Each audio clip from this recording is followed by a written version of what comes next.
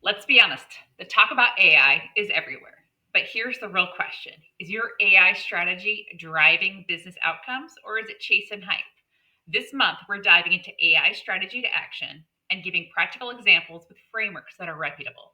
With me on this topic is my good friend, partner, Siva Gandikota, who will join me here on the stage here in a bit. So today we'll be sharing a framework inspired by Gartner and Graft to set the AI strategy and priorities. So now let's be clear, there are a lot of elements for AI outside of strategy like risk, governance, adoption, and more. But we're trying to keep things simple this month.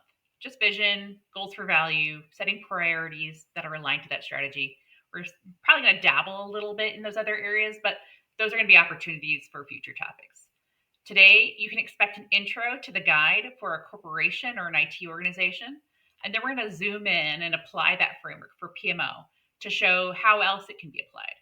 From there, we're going to explore some real, IT PMO use cases, like how AI helps program managers, customers, or even down to the development teams. And then we're going to wrap up. We're going to share some challenges and actions that you might want to consider. So I'm Patricia. I love to help CIOs, IT leaders in many areas, strategy, PMO, operations, financials, people.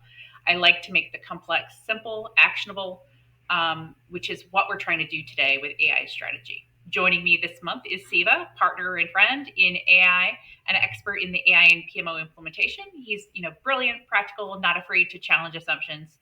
You'll see his partner throughout this particular series of topics for AI to strategy execution. Siva? Thanks, Patricia. I'm excited to be here. Hi, everyone. I lead AI-driven transformation efforts in the IT PMO, helping teams use automation and analytics to make better project decisions. My focus is simple: using the data and AI to make project management easier, faster, and more strategic. In this capacity, I had a privilege of working with Patricia over the last 3 years, and I can tell you she brings a wealth of experience and a rare gift for making complex ideas feel approachable. You will see that in action in few minutes. So let's break this down. The framework starts with one big question. What's your company's overarching strategic vision? Once you have that understood, as an organization, you really need to get clear on your enterprise goals. Start with a goal like operational efficiency, customer experience, innovation. Describe what that goal means in the context. For example, operational efficiency might mean reducing manual effort or speeding up some decision making in some specific area. Finally, ask in what ways can AI accelerate or enable that vision? So, too often people just go straight to those shiny ideas. They don't think about the goals or how it actually supports the corporate strategy. See the table below as an example of this. First, Siva will dig into the example. Thereafter, please stay tuned as we basically share a logical method to break this down further. It's applicable for a company, but it also can be applied to any organization. Let me hand it over to you now, Siva. If we talk about operational efficiency, AI is going to make a huge difference in here. In a factory environment, we used to get a lot of text, but we could not do anything with it. But with AI, I can pass all that text and gain intelligence out of it. See, project management is no different. It has the same problem. We used to have the project management data is in all in text, milestones, risks, everything is the text. We could not do anything in the previous iterations, but with Gen AI, now we can pass all that text and gain some insights into it. Now for the next step. Once you've identified how AI supports the goal, next we determine what does success look like and which use cases will help you get there. You can see that I've added some columns to the template for success metrics and for the corresponding use cases that have value. If you can't measure it and you can't get alignment on what actual outcome and value is, perhaps it might just be an idea. I'll hand it over to you now, Siva, to explain further. To go from idea to reality, we need to define what success looks like in concrete, tangible terms. That could mean a reduction in downtime, an increase in the throughput, or a decrease in the defect rates. The real transformation happens when these goals turn into specific use cases, the projects that can actually move the needle. For example, automated production scheduling or real time quality control. These are the kinds of targeted projects that will help us deliver on those successful metrics, turning broad efficiency goals into real measurable business outcomes. Now, the next step is to think about maturity. Where are we at today? Where are we headed? There are many versions of an AI maturity model. So, this is just an example of how you need to kind of help do an assessment of your current state and what does it take to move forward. For the table on the right, there's about five maturity levels: exploring, emerging, scaling, operationalized, and transformative. Below that, you can see key focus areas. The vision and priorities, AI enabled offerings. So, basically what products and services might we want to enhance? Risk and oversight, technical foundation. So, is the tech stack scalable? Does it support secure AI deployments? Data readiness, basically ways of working, looking at how we operate and our restructure. Lastly, their team mindset and skills. So for each use case, we map the current and target maturity levels, key gaps, and what focus areas that we need to level up, like data, risk oversight, and skills. This helps us prioritize investments and build a roadmap. Now I'll hand it over to Siva, where he'll double click into this a little bit more. Let us take the use case of AI-powered demand forecasting. Right now, it is at an emerging level. We are experimenting with the models, but it is not part of everyday planning. Our goal is to reach the operationalized stage where AI forecasting is embedded in business planning with automated retraining, governed workflows, and reliable forecasts. The main gaps to reach that goal is inconsistent data pipelines and limited model retraining. Those are the gaps that we identified. So simply put it, data is not always clean or timely, and the models are not refreshed often enough to stay accurate. To get there, we'll focus on two things.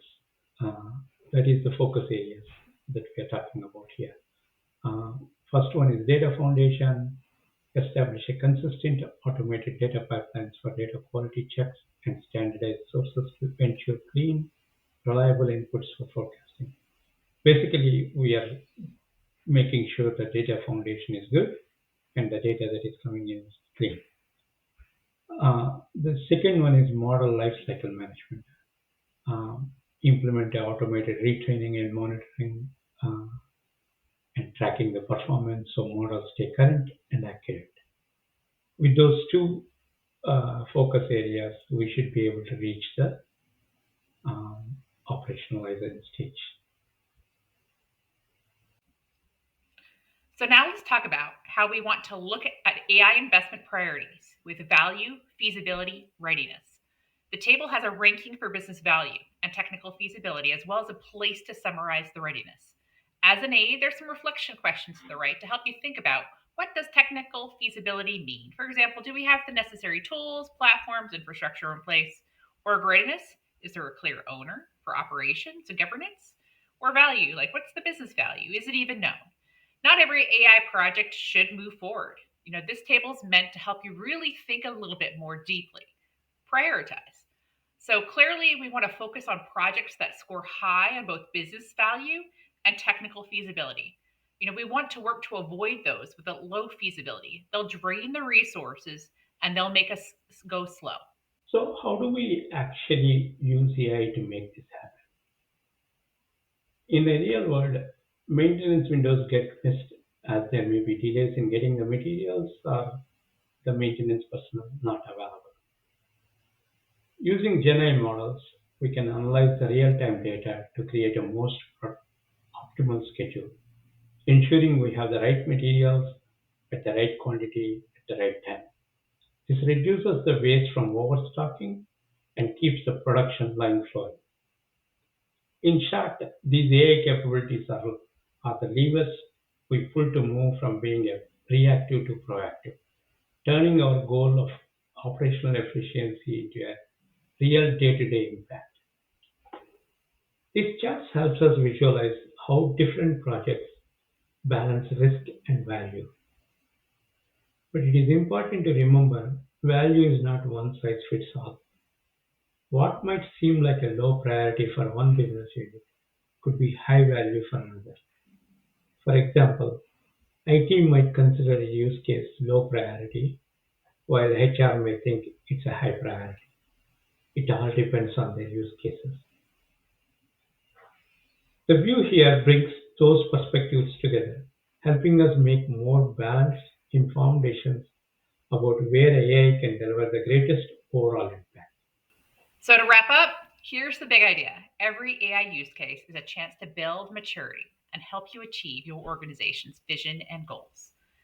With the right strategy, governance, engineering, IT leaders can deliver real outcomes and lead with confidence. Your challenge: pick one key area of your organization strategy. Ask, how can AI enable that vision? Next up, we're going to walk through, a PMO specific example using this very framework, explore IT PMO use cases with AI, and wrap up some challenges and adoption tips. Thank you. Come join us on this path forward with AI.